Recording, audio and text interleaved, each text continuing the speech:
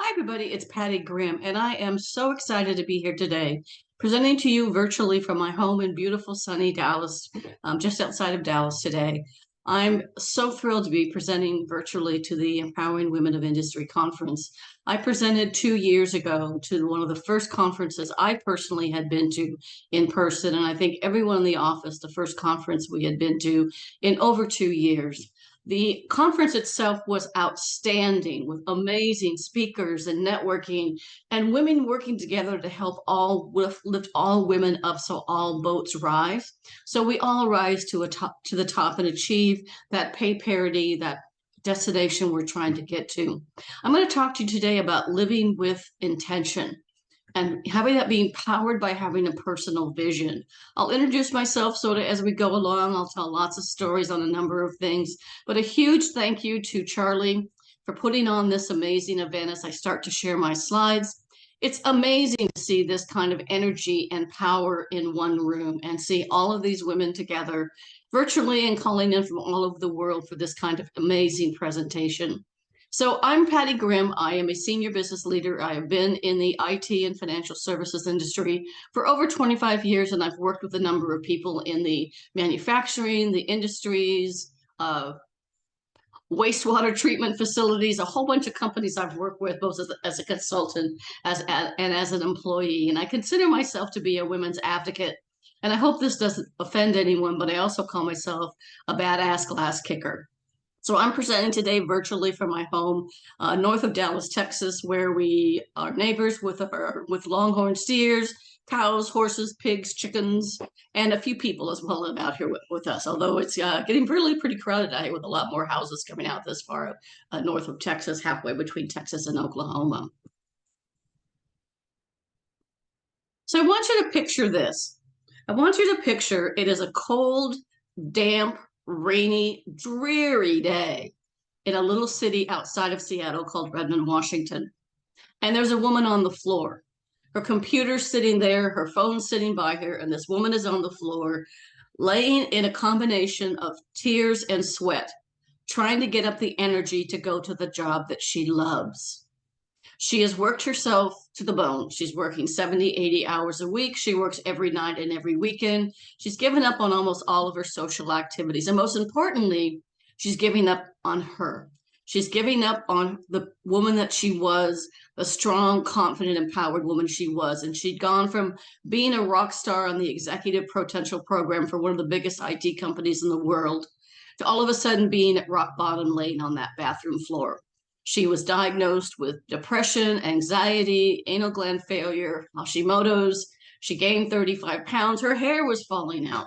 And she was so confused and so frustrated and burned out. She hadn't burned the candle at both ends. There was no candle left. She was sitting in front of a doctor who started to write her a prescription for more depression and sleeping pills, depression medicine to make her happy, and sleeping pills to help her sleep. When she yelled, "No more pills," to this doctor, and the doctor says, "Patty, I'm not prescribing more pills for you. I'm writing a medical leave of absence. And if you don't take a medical leave of absence or a sabbatical, you'll be dead in 6 months." That woman was me.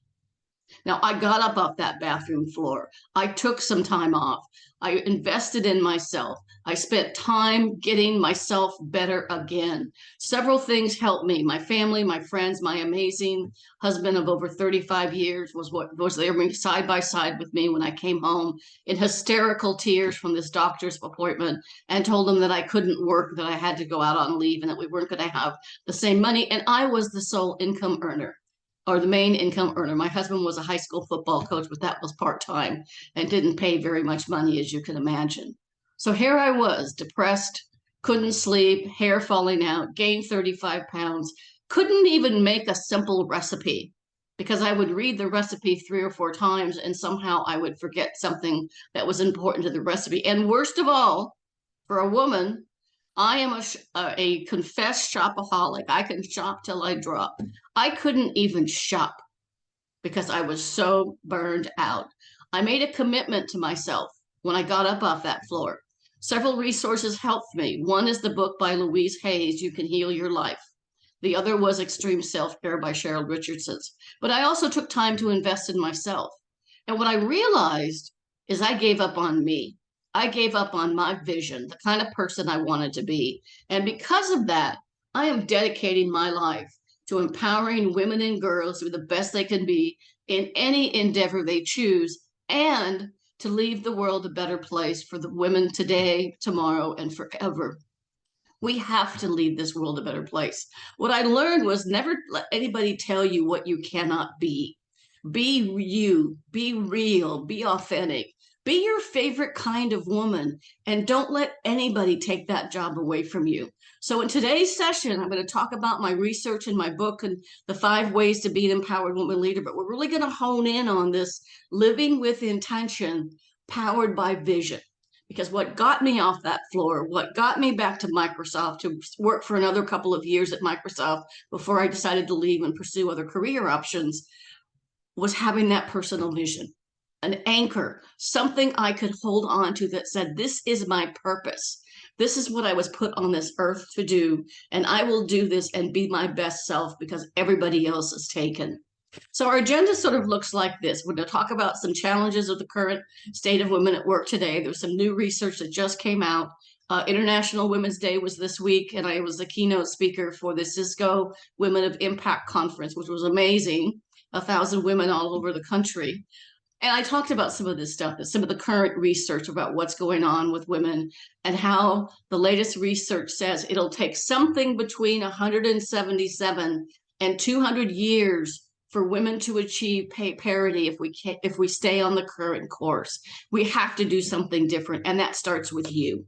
I'm going to talk about my 5 ways to be an empowered woman leader, but we're really going to hone on one, the be strong, stand up, stand out formula for that. So I talk about standing up with a personal vision, that you have a foundation, something to stand on. You can buy a fixer-upper house, or you could be a fixer-upper person, and you can add to that house, but the house has to have a strong foundation before you can add on extra rooms or add on a second story. So you have to start with the foundation, which is a vision. And I'm going to have you pick one thing you're going to do as a result of this session today that you're going to put into your life to make you a more impactful, confident, strong, amazing woman leader. This session is for you. This is about being your best self because everyone is taken. It's about unleashing your potential and finding that talent and magic that you have that you can bring to the world and make you an invaluable resource in any organization or in any community or in your family's life. I want you to learn and thrive because when you're green, you grow. When you're ripe, you rot. If you're not learning and growing every day in today's environment, you're going to be sitting on the curb wondering what's happening as the parade goes by. This is about investing in you. I do these sessions all over the world, and I always have a similar slide to this one with a key theme of investing in you. If I ask every woman on this call, if I ask every woman that I know, if I ask every woman probably on the planet about how much in time they invest in themselves versus how much time do they invest on everyone else. So imagine you've got one of those scales where you put the little weights on it and it goes up and down. And every time you make an investment in someone else, you put a weight on it, and another one, and another one. When you invest in your family, your friends, your team, your work, your community, your church, whatever it is. And then I want you to think about and compare how much time do you invest in yourself, making yourself the best in your field, making yourself the best team player, making yourself the best boss, the best cook, the best mom, whatever it is, it's being the best. And I'm going to bet your scale is pretty off kilter, right? This is about empowering you and inspiring you to thrive, about being a difference maker and unleashing access to resources and things that you can think about.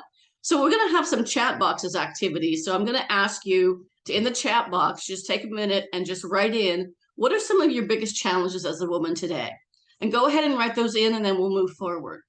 Okay, so I'm seeing getting my voice heard. I'm seeing overcoming imposter syndrome. I'm seeing people hearing me when I'm in a room. being present. I'm seeing work-life balance. I'm doing all the work at home, a majority of work at home, and I work a full-time job. That's a real challenge for all of us. I'm seeing being the best team player. I'm seeing all these things on here, having confidence, being assertive, not being seen as bossy, right? So women sometimes are labeled as bossy, or the B word that's goes with itchy, but starts with a B. And you never hear a man called bossy. So we're going to talk about all of that stuff. So as I said, women are still underpaid. We're underserved in healthcare. We're underserved in government. We're underserved when it comes to getting financing if you want to run your own company. We are underpaid. So women now, Caucasian women make about 81 cents on a dollar. African American women make 70 cents. And actually Hispanic women could make as little as 58 cents. Asian women make about 75 cents as well. So we're paid less than men for the same job. That has to change. We can't wait 177 years to get to pay parity. We owe it to our daughters, our sisters, our aunts, our nieces, our coworkers, anybody in our world, right, our children, to leave the world a better place for women and for help women achieve pay parity. There's the bossy bias, as I mentioned, that many times women are labeled as bossy. There's a very, very interesting Pantene hair commercial from the Philippines that I've used a number of times in different sessions. And what's interesting about this commercial, there's no talking, so you don't have to worry about it. But what you see is a man and a woman in different scenes, and then they put up words. So they put up a picture of a man, and it says leader. They put up a picture of the woman, and it says bossy. They put up a picture of the woman getting ready in the morning, and it says arrogant. And they put a picture of a man getting ready in the morning, and it says neat. They have a picture of a man in a meeting, and it says bossy, aggressive. A woman in the bossy and aggressive, the woman, and the man, it shows being a great leader. So the bossy bias exists, and it's interesting to see that. And it really showed up recently in a Harvard business study where they gave a group of current Harvard students 2 case studies. One case study was about Heidi, one was about Howard. All the facts in the case were exactly the same. The only difference was the name. When the students, women and men, were asked to describe Heidi, she was bossy, she was aggressive, she was out for herself, she was not a team player, she took too long to make decisions. When they evaluated the man, he was assertive, he was a leader, he was a strategic thinker, he made great decisions. If you ask most young girls to draw a picture of a leader, 9 out of 10 draw a man. There's the double bind paradox. As men rise up the ranks, they gain credibility and respect. As women rise up the ranks, they lose credibility and they become suspect. How many times have you heard, I wonder how she got that job? Have you ever seen a situation that shows in research men are promoted more often on potential and women are promoted on performance? That creates not only the glass ceiling, that creates what we call broken rungs, the rung on the career ladder. That women have to prove themselves through performance to get from being a team leader to be a supervisor, from a supervisor to a manager, from a manager to a senior manager. We have to prove that based on performance, where many times men are accelerated because they're based on potential, excuse me. The current McKinsey and Lean In study said 1 in 4 women, or 25% of women, are considering leaving the workplace or downsizing their careers. That continues. When they look at the most current surveys that actually came out yesterday from LinkedIn, they're finding that more women are leaving work and going to other places because of lack of work flexibility and being forced to go back in the office full time. Lots of things going on. And then something within our own control is the imposter syndrome and overcoming perfectionism. So let me give you a definition of perfectionism and why it is so damaging. It actually starts when we're little girls with what I call the good girl syndrome. Be the good girl, go to the good school, get the good grades, play nice with others. Little girls are sugar and spice and everything nice. Get a good job, find the good significant other, be a good mom, have a good family.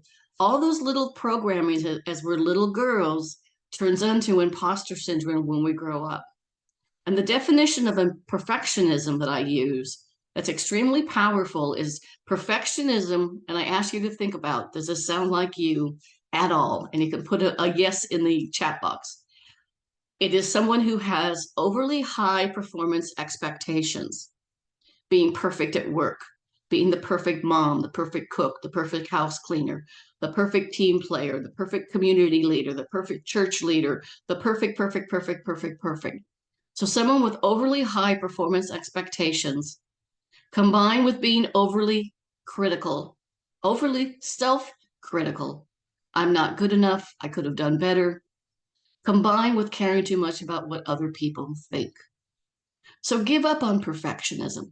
Strive to be excellent in the things you do and the things that you love. But then figure out how to find someone else or delegate it or just figure it out how to do something else. I'll tell you, years ago, my husband, I love to cook, but I'm terrible at cleaning dishes and even loading the dishwasher. My husband tells me I never do it right. So I don't. I do a lot of the cooking. He cooks as well. But he does all the cleaning up of the dishes and the loading and unloading of the dishwasher. I don't do it very well, and I also choose not to get any better. So when I've had that crash and burn laying on my floor, I got myself back up. And I dedicated my life to empowering women and girls to be the best they can be in any endeavor they choose. That is my personal vision, and to leave the world a better place. But I also spent 3 years interviewing 3,259 men and women about what makes a great woman leader. And as I did all these interviews, these themes started to emerge. And I had these Post-it notes and these index cards we used to use in college. And I would hear a quote and I'd write something down. And I'd be watching TV and on Good Morning America, and they'd have something about the confidence problem. A book came out all about confidence gap for women. And I would stop that and I would record it and I'd write things down. And all these Post-it notes and all these things were all over my wall in my office. And as I sat there and got ready to actually write the book after all these interviews, what I found was there were clear themes, and there were 5. So strong, confident, amazing women. Number one, they know they need to be strong and play to their strengths. So be strong and be the best you. So if you haven't already done so, take a Myers-Briggs, a Strength Finder profile, a DISC. You've probably done some of these in college or in your career. At some point in time, you had some team building session where maybe you did a DISC, DISC profile, or maybe you've read one of the Marcus Buckingham books or the Gallup books on Strength Finder. But find what your strengths are and find roles and opportunities that fit that strength. Now, in a practical world, especially if you work in a company like I did, you need at some point in time take a career move because you need the experience and the exposure. So I did that, and I took a career move in a product group launching Windows 7. That was the toughest job I ever had, and I did a good job, but it wasn't my strength, and I could feel it every single day. And as soon as I could, I got back on my track. We're going to focus on the stand up and live with intention with your vision. You're going to write or draft a first copy of your vision today. And then I want you to use it to make every critical career and life decision and ask yourself, am I living my vision? Does this job or this career opportunity or this time in my life, is this the right direction for me to fulfill my vision for myself? So I have a clear purpose of my life. Stand out and be valuable. Whatever your trade, your craft, be the best. Go take courses and certifications, watch YouTube videos, get free training at a community college. Be the best in what you do, so people come to you as the answer person. Be more visible. Stand up and stand out and be more vocal. Now, if you're in a face-to-face meeting, being visible also means if there's a meeting in a room and there's a big table in the middle, take a seat at the table. Research shows if you're sitting at the table, your voice gets heard. And if you're sitting on those seats around the corner, it's very hard to get heard many times. It may take several times for someone to recognize your voice. So and if somebody says, hey, this table's are reserved for manager, this is reserved for the senior directors, say, I'm sorry, I didn't know. But raise your hand, be vocal. If you're going to an all hands meeting, virtually in person, find out what the agenda are, know the company's business and how they make money. So you can support that and say, here's how I am impacting the business. You have to toot your own horn. Men do it all the time. We don't do it enough. You have to be able to say, I did this, or my team and I did this, if that makes you more comfortable. Shirley Chisholm, the former senator that at one point was trying to be the first woman and the first African-American woman president many years ago, said, if there's no seat at the table, bring your own chair. I'm telling women, bring your own table. Put yourself number one on your things to do list. Eat, pray, love, exercise, work out. If you're in a Zoom meeting, I'm going to go back to that for just 1 second. Make sure you dress okay up and put makeup on or whatever you need to do that makes you you. You don't have to wear makeup. That's not a requirement. It just sometimes makes some people feel better or different. But make sure you're dressed and that people can see you and that you look in the camera and you're the same size as other people. You don't want to be like this. And you don't want to be a blank screen on the camera. Put yourself number one on your things to do list. Take time for yourself. Literally, schedule 15 to 30 minutes on your calendar for lunch. Get up, walk away from your computer, actually consume a meal, even if you only take 5 or 10 minutes, but walk out of your space where you normally work because your energy will come back. Between every couple of Zoom meetings, take 5 to 10 minutes. Walk away from your office, your computer, your workspace. Walk outside. I do it even when it was snowing and ice storms here. Roll your shoulders a little bit. Move your arms, move your feet, your shoulders. Breathe 10 deep breaths, and your creativity and energy will be back. And then pay it forward because we need to leave the world a better place. So I am going to try and play this video. It's 5 minutes, but it really focuses on your purpose and your intent. So we're going to give this a try.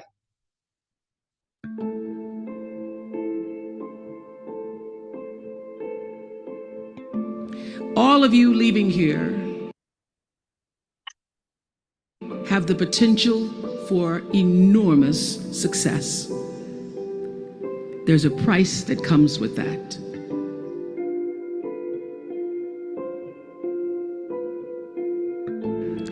First and foremost, knowing who you are. Knowing who you are. Being able to answer this question, who am I and what do I want?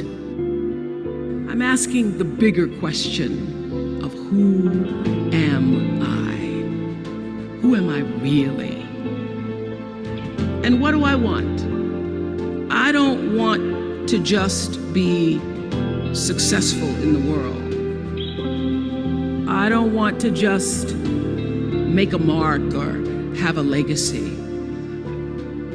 The answer to that question for me is I want to fulfill the highest, truest expression of myself as a human being. You must have some kind of vision for your life. Even if you don't know the plan, you have to have a direction in which you choose to go. You want to be in the driver's seat of your own life, because if you're not, life will drive you. Knowing who you really are in this space and time that we embody. You must find a way to serve. Martin Luther King said that not everybody can be famous, but everybody can be great because greatness is determined by service. Now, we live in a world where everybody wants to be famous and where we admire people for just being famous. We think being known brings us value. The truth is, all of that will fade in time. In 3 years, you won't be able to name the housewives of Atlanta. The real truth is that service and the significance that you bring to your service is that which is lasting. When you shift the paradigm of whatever it is you choose to do to service and you bring significance to that, success will, I promise you, follow you. Service and significance equals success. Here's the key: learn from every mistake, because every experience, encounter, and particularly your mistakes are there to teach you and force you into being more of who you are. And then figure out what is the next right move. What is your true calling? What is your dharma? What is your purpose? All of you leaving here have the potential for enormous success. There's a price that comes with that. People don't always like you, and they're not always happy for you. And if you surround yourself with people who are not accustomed to your success, they become fearful, they become scared, because you are reflecting back something to them that they don't recognize. People who want the best for you want you to be your best. So my greatest advice to you is to surround yourself with people who are going to fill your cup until your cup runneth over. And what I know for sure is that the biggest choices begin and end with you, your internal big questions. Who do I want to be in the world? Be excellent. People notice. Let excellence be your brand. Everybody talks about building a brand. I never even knew what that was. When people say, you're a brand, I would say, no, I'm just Oprah. What I recognize now is that my choice to, in every way, in every example, in every experience, to do the right thing and the excellent thing is what has created the brand.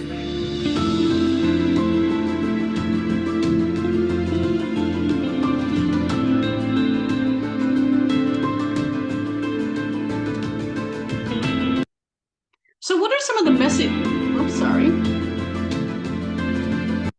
In the chat box, please write down some of the things that you were hearing in that video.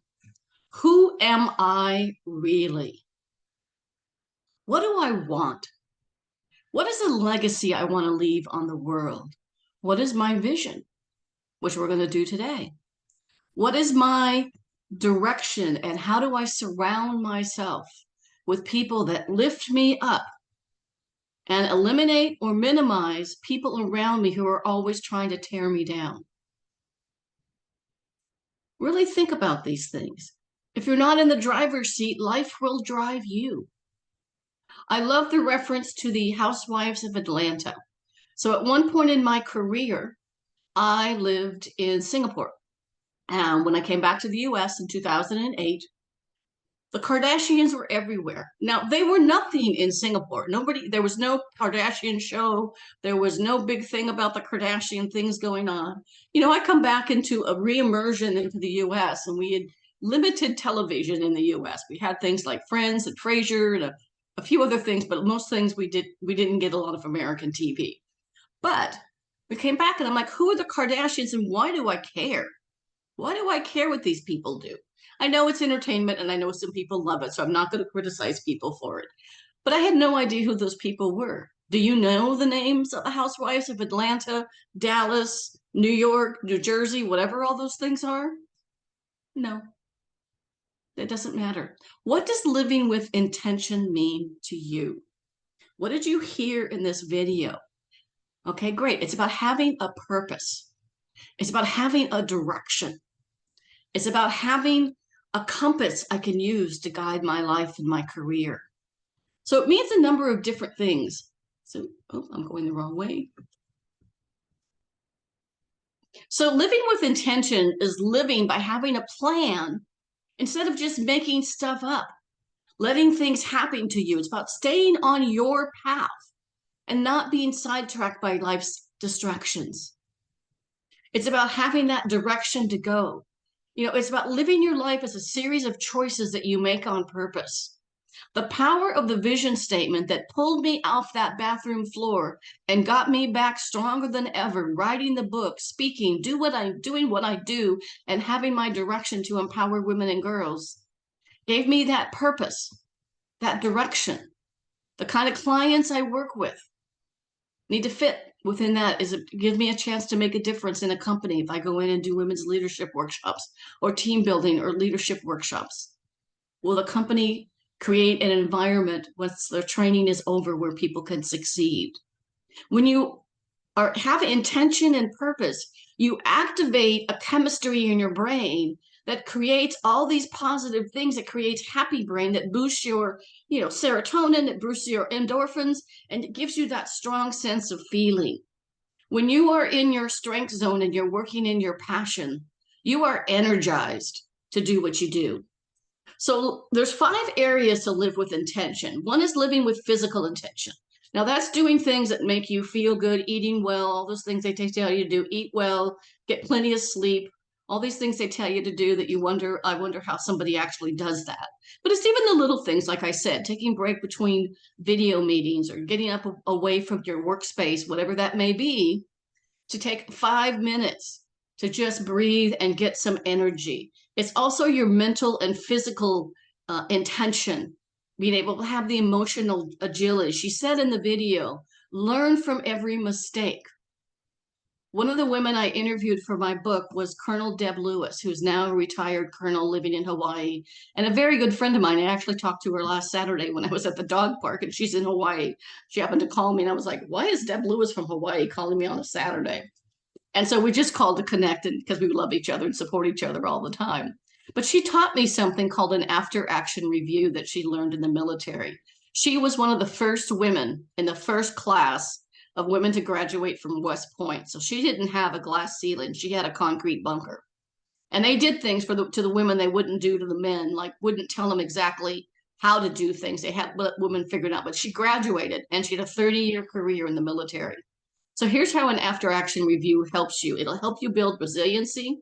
It'll build emotional agility, and it will build your grit, your ability to go through life's ups and downs and be able to recover from those faster and faster every time. So an after action review goes like this. When something happens, say it didn't go well, say you did something at work, you did something, a presentation, whatever happens to be, you did something that didn't go well, ask yourself what happened, why did it happen, what did I learn from it? And what would I do differently next time to get a different result? Now, sometimes things are really bad and you need to have that cry moment or that I'm so upset moment or they did this to me. But at some point, pick yourself up, put on your big girl panties and say, what happened? Why did it happen? What did I learn? And what could I do differently next time? Do the same thing when something great happens. You had a great day at work. You just absolutely rocked it. And people came out and said, man, Sally, that was great. One, learn to say thank you and not say I could have done better, which is what most women say. But also ask yourself what happened? Why did it happen? What did I learn from it? And what would I do again to create a better or similar result? There's self-intention. There's intention towards others, like being able to serve others, as you talked about in the video. And there's spiritual intention. But we're going to focus on you, on your passion, your vision, your calling, your career, and your life around these 5 circles of attention. And we're going to do that because what you need to know is there's 4 ways to live an impactful life and live your life with intention. She said it over and over again. Know your why. What are your interests and things that bring you joy? Many people know the Japanese organizer lady. I can't remember her name. She's always saying, does this bring you joy? If not, get it out of your life. Set realistic and establish long and short-term goals. Remove barriers, including things and people that don't share your dreams. and take care of yourself, to put yourself number one on your things to do list. So, what drives you to do what you do? I want you to put some thoughts in the chat box. What is the destiny you want to leave in the world? And I want you to follow your passion and think about that as we're going and talking about a practical, very important way for you to know your purpose, your why, your destiny, to drive your life, to surround yourself with people that help you. And that's create a personal vision statement. I am on a personal quest for every person I touch, every presentation I do, for people to create their own personal vision statement. She said it in the video, I didn't know I was a brand. You are a brand. So a vision statement is about who you want to be, how you want to be known when you leave the room, or you leave that group, or maybe you move to a new job, or you volunteer at a different group. It's a future state for your life. It's that destination, that roadmap that guides your why. It's a signpost to keep you on course, because we all get off course from time to time, and some of us more than others. But how do you get back on course? You get back to your personal vision. It's a guide to align your actions, to ask yourself occasionally, am I living my vision? Am I living up to my destiny? And it's a compass to keep you on track. Now, I'm going to give you a little bit of a history lesson. And if you email me, my contact information is at the end. I'll send you a personal vision guide, roadmap on how to create a personal vision, but we're going to do a little bit of it here. So vision started hundreds and hundreds of years ago when a couple of scientists from the Nordic part of the world were really trying to find out why were some countries that came from nothing, Egypt, Rome, Greece, the UK, the United States, these small nations or countries that came from nothing and became world power. They didn't have the resources. They didn't have the manpower, person power they needed. They didn't have what other countries had, and yet they dominated the world for a period of time, sometimes 50, sometimes hundreds of years. What they had was a vision. There's a fantastic book. It may sound slightly depressing, but it's an amazing book by Dr. Viktor Frankl that many people have read called Man's Search for Meaning. He was a doctor during World War II. And because he was Jewish, he was put into a concentration camp. And his vision was to find a way of what helped people, how to educate the world and never let this happen again. That was his one goal. The second goal was figure out why some people survived the atrocities of the concentration camps to survive and live on, and many still live today. And what he found is they all had something better in their life. They had a fundamental state that was better where they were, which was horrific. And they had some sort of a vision of something they wanted to do when they got out. One gentleman he talked to said he wanted to walk his granddaughter down the aisle on her wedding. For Dr. Viktor Frankl, he wanted to be able to be standing in front. His vision was he's standing in front of thousands of people in a beautiful hall, telling people what happened to prevent this kind of atrocity from ever happening again. John Kennedy, before John Kennedy came along and said, let's put a man on the moon by the end of the decade in the 60s, NASA was the most dysfunctional organization you could possibly find. Nobody worked together. There was lots of infighting. There was politics. Nothing went well. And when he said, my vision is to put a man on the moon by the end of the decade, they all came together around a common vision. That's why your company needs a vision. And what's interesting is they actually put a man on the moon July of 1969, 6 months ahead of the end of that decade. Jean-Claude Killy made it very famous during sports. He was a French Olympic skier. And before he got ready for a race, he's sitting at the top of the mountain. He's got his eyes closed, and you could see him moving his body from side to side like he's going through the gates to get to the end. And at the end, he raised his hands as he won the gold medal. That was his vision. The only way he realized it was real when he actually won the gold medal, because he wasn't favored, was when he raised his arms at the end of the race. He heard the noise of the crowd cheering him on. There's business people like Steve Jobs changed the way the world worked. Bill Gates had his vision. And then one of my favorites is the famous Mary Kay of the pink Cadillac lady. She had two visions, basically. One was to create a way for women to have their own economic independence, to own their own business and be able to support themselves and their families. The second one was to make every woman feel beautiful. So now I'm going to turn it over to you. I'm going to ask you, we'll start today with just a few words, and then your homework assignment is to go do this, to go live this and make this work for you. So I want you to imagine you're on your favorite show, you're on your favorite podcast being interviewed. In my original days, when I recreated my vision, to get off that bathroom floor, Oprah was my model. I was on the Oprah show. It might have been Ellen, maybe it's Kelly Clarkson or Jennifer Hudson or somebody today, but you're on your favorite show or podcast. And you're surrounded by your friends and family, your bosses, your peers, your community leaders, your family, everybody that knows you. And they're going to help you write this story. So what do you want the story to say? So if you close your eyes for a minute, I want you to imagine you're in that situation. You're sitting on that couch on the Kelly, Jennifer, whoever show, and you hear these words people saying. She is strong. She is confident. She is respected.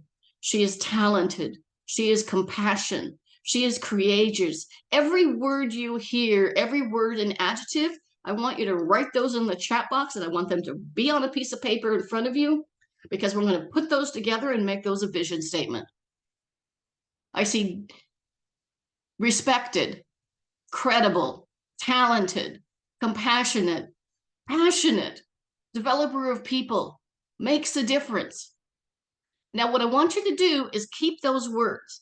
Now, over the course of the next 30 days, visit those words maybe every couple of days or at least once a week, and add words, refine your vision statement, and come down to about 12 to 16 words. And that's going to become your vision statement. Your vision statement might look something like mine, which is Patty is a respected, compassionate, talented woman leader who makes a difference by empowering people to be the best they can be. That is my vision statement. Whatever those words are, take a few out of the chat box that you like. Create your vision statement and then spend the next 30 days fine-tuning that. Once you do that, I want you to write it down. I want you to put it in your makeup bag. I want you to put it on your bathroom mirror. I want you to put it on your computer. I want you to put it in your purse or anything that you have around you. I want you to put it places where it's visible, because vision without action is just a dream. Action without vision just passes the time. And you wake up one day 30 years later and say, how did I get here? Vision with action can change the world, and so can you, because so am I. And then put it to action. Live your life to your fullest potentials, follow your dreams, and don't let anything stop you. Apply it to your life regularly. Ask yourself occasionally, am I living it? What's getting in my way, and what could I be doing better? Use it to make career and life decisions. Here's exactly how I used it at one point in my career at Microsoft. We sent our son off to college.